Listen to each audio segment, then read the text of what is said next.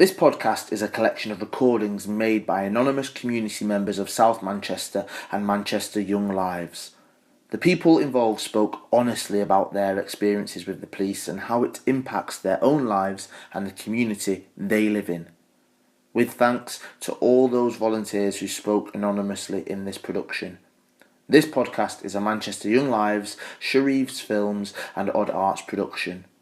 For more information, please visit oddarts.co.uk or manchesteryounglives.org.uk. Have you had any negative or positive experiences with the police? Yeah. I wouldn't say positive. I've had negatives with the police. Obviously, when I was younger, I used to, hang around with my cousins on like Gooch Close Estate. That's where my nana lived. That's where obviously I used to chill with my cousins, stuff like that. You get up to like little daft things that they used to get up to, and obviously get arrested for like possession of like drugs or daft things like that. That's when I was like 10, 12 years ago.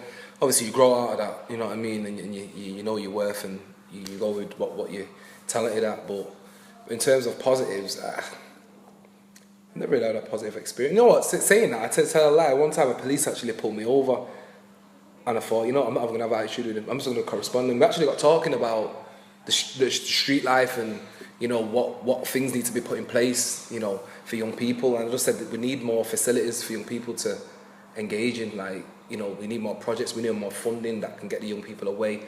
Because a lot of the young people only know Manchester. They've never been outside of Manchester, travelled, seen different sceneries and stuff like that, and we got into a good conversation about it. He was actually alright. So sometimes I feel with the police as well is people tend just to get like annoyed when they approach them.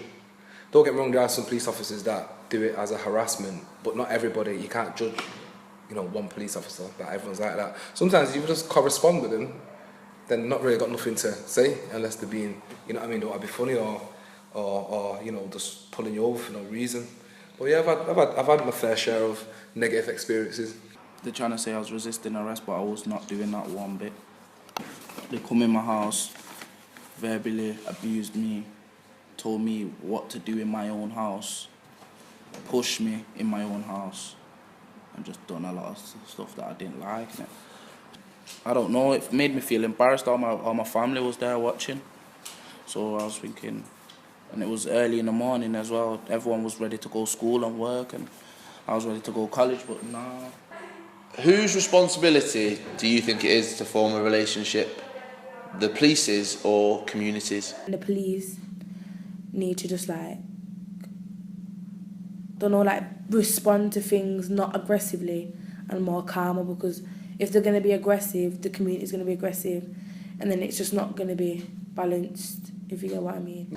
It's definitely the police's responsibility to form a relationship with the community, because the reason there's a lack of trust in the community is because of historic police abuses that have just been intergenerational. So if your granddad has been abused by the police and there's never been any recompense for that, why now would you 50 years later trust them? And I think it's not just about thinking about incidents that happened decades ago, it's that there's not been at any point in time a process of reconciliation, and so it's just one wound after another, and so that's why in 2017 we've got a very big scar and lots of fresh wounds as well, and nothing ever gets dealt with. So the police need to hold their hands up at some point and say, in these instances what we've done is wrong and we take the blame for that and want to move forward. Until they do something like that, there's never going to be a trust, because even if in the instance they feel like, they haven't done anything wrong, they may not have done something wrong in that particular instance, but there's all of this back catalogue of abuse that they have done that has not been resolved. So it's definitely up to them. And do you think that will ever happen? No. I personally think that the current structure of policing, because it is based on that, is embedded within it. I don't see within this current structure how we can move forward. I feel like the structure has to be obliterated and started from scratch, and that way you do have a clean slate by wiping out everything that came before and starting again.